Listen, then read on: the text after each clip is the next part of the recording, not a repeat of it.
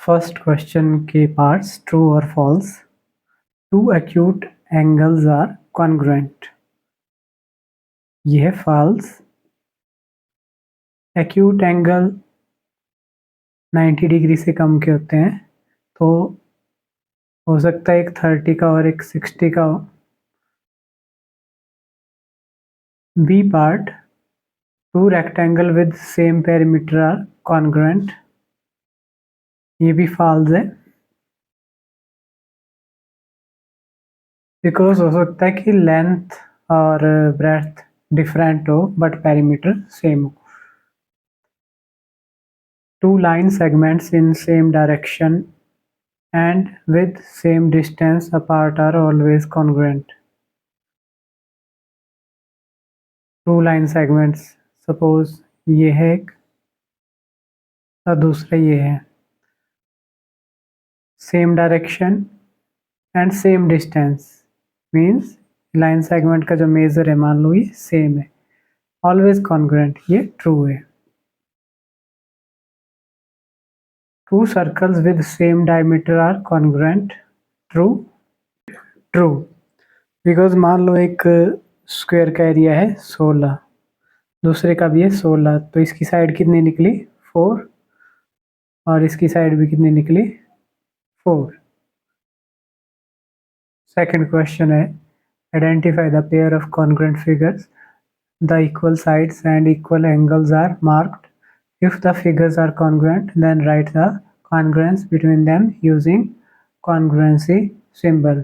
Okay, तो यहाँ पे फिगर्स दी हुई हैं ए पार्ट में, जैसे एक लाइन सेगमेंट है डी ई 4 सेंटीमीटर और एक और लाइन सेगमेंट है, ये है एम एन, यह है 0.4 सेंटीमीटर. तो ये तो कॉन्ग्रुएंट नहीं है दोनों. उसके बाद बी, एक स्क्वायर है इस तरह से एक्स वाई जेड डब्ल्यू, और एक और स्क्वायर है, बस उसको थोड़ा घुमा दिया है, यहाँ पे 90 डिग्री बनाया है, साइड सारी इक्वल है, 2 सेंटीमीटर है, यहाँ पे भी साइड 2 सेंटीमीटर है. तो स्क्वायर की सारी साइड्स इक्वल होती हैं, इसकी 2 है और इसकी भी 2 है, अगर इसको इसके ऊपर रखेंगे तो एग्जैक्टली ये इसको ढक लेगा, तो ये दोनों कॉन्ग्रुएंट है. ठीक है, आइडेंटिफाई कर लिया हमने, ये कॉन्ग्रुएंट है. If the figures are congruent then write the congruence between them using the congruency symbol. ये है कॉन्ग्रुएंसी सिंबल. ठीक है, अब कॉन्ग्रुएंस क्या है, इसमें साइड्स इक्वल है, जैसे एक्स डब्ल्यू, इसमें जो नाम है ई एफ जी एच. ठीक है, ये इसके इक्वल, ये इसके इक्वल, ये आप लिख सकते हैं या कॉन्ग्रुएंट भी लिख सकते हैं, सिंबल हमने लगा दिया है. अगली फिगर ये है, रेक्टेंगल की तरह दिख रही है, लेंथ 7 है, इसकी भी 7 है, ब्रेड्थ 2 है, यहाँ 2.5 है, तो ये कॉन्ग्रुएंट नहीं हुए. नेक्स्ट डी पॉइंट में सर्कल है 2, इसकी 2 सेंटीमीटर है रेडियस और एक की 2.1 है, तो ये भी कॉन्ग्रुएंट नहीं है. Draw any 2 pairs of congruent figures that have same area. Okay, हम 2 सर्कल ड्रॉ कर देंगे with same radius.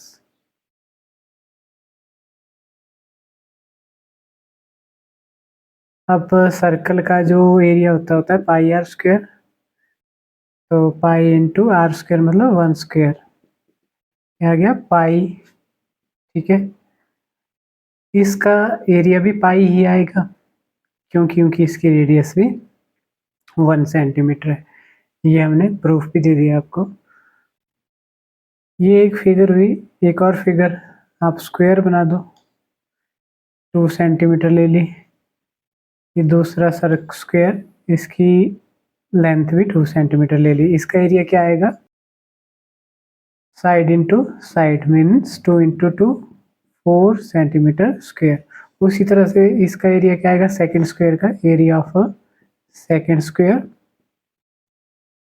Side into side, इसका साइड भी 2 है तो इसका एरिया भी 4 सेंटीमीटर आया। ठीक है, तो ये हमने 2 पेयर्स बता दिए with same area. Fourth question में ये फिगर्स हैं, यहाँ पे X O Z angle congruent है डी पी एफ के। एक्स ओ जेड कहाँ पे हुआ, एक्स ओ जेड ये पूरा का पूरा एंगल, डी पी एफ ये पूरा का पूरा, इसको इसके ऊपर रखेंगे तो पूरी तरह से ढक लेगा। तो हमसे पूछ रहे हैं is Y O Z congruent to E P F. Y O Z angle कौन हुआ, वाई ओ जेड ये वाला, ई पी एफ ये वाला, क्या ये कॉन्ग्रुएंट है।